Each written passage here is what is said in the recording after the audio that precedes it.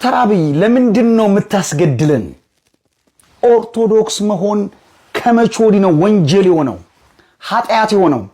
አንተ 4 ኪሎ ከገባህ ጀምሮ በአርሲና በተለያዩ ከተሞች ኦርቶዶክሳውያን በማህተባቸው ተለይተው እየታረዱ እየተገደሉ ነው ያሉት። ለምንድነው የምትገለን? እቺ ቅድስት ቤተክርስቲያን አንተን ምንድነው ያደረገች?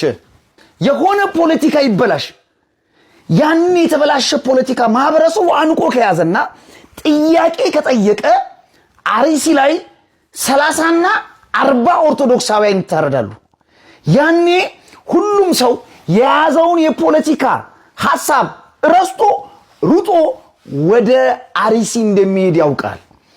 እስከ መቼ ድረስ ነው ለብልጽግና ፌሽታ ለአንተ የፖለቲካ ምዕዳር በአርሲ ያሉ ኦርቶዶክሳውያን እስከ መቼ ነው የሚታረዱት? እስከ መቼ ነው የሚገደሉት? በእድሜ በዘመናችን እንዲህ አይነት የደም ጎርፍ አይተንም ሰምተንም ማናቅ። ታርጌቱን የኢትዮጵያ ኦርቶዶክስ ተዋሕዶ ቤተክርስቲያንን ብቻ ያደረገ ግድያ ማለት።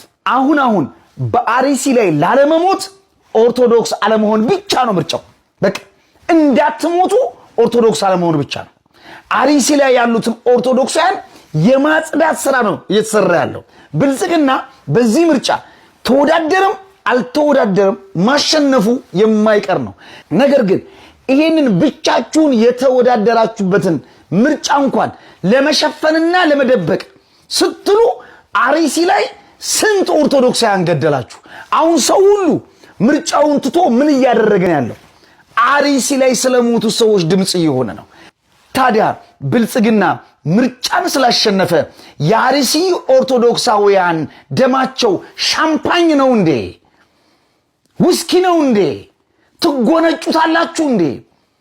ምንድነው ያደረግናችሁ ኦርቶዶክሳውያን? ስለምንድነው የምገሉን?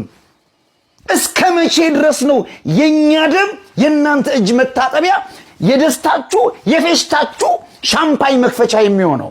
አሁን ኦርቶዶክሳውያንን እያጸዳ እየገደለ ያለው ይህ አሁን አገሪቷን የሚመራው መንግስት ነው። ሌላ ማን ሊሆን ይችላል?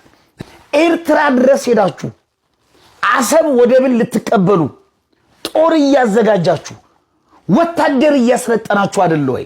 ታዲያ ኤርትራ ሄዳችሁ ወደብ ለማስመለስ የምትታገሉ ኃይሎች አርሲ ላይ የገዛ ወገኖቻችሁ እየሞቱ እየታረዱ እንዴት ነው እነሱ ጋር ያለው ሽፍታና ወንበዴ ማቆም ያልቻለ ኃይል እንዴት ነው ኤርትራ ሄዶ ወደብ የሚያስመልሰው?